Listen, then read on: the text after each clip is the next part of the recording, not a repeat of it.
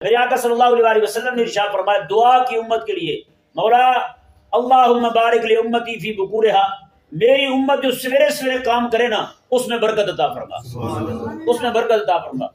आप बताएं जो जिस बंदे की सवेरी रब के कुरान सीखने से हो रही हो, जिस बंदे की सवेरी रब तबारक व तआला का कुरान सीखने से हो रही हो, तो बताएं उसके बाकी सारे कामों में बरकत नहीं होगी?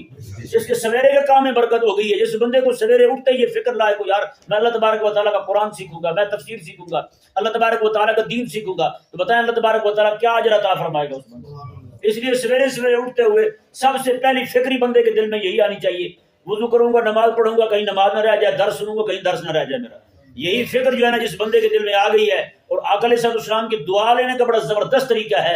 हुजूर फरमाते हैं अल्लाहुम्मा बारिक li उम्मती फी बुकूरिहा, मेरी उम्मत के मौला सुबह सुबह के जो तड़के तड़के का काम है ना उनमें बरकत अता फरमा। जी अल्लाह अकबर, सुबह का काम भी और हो भी फिर कुरान सीखने का।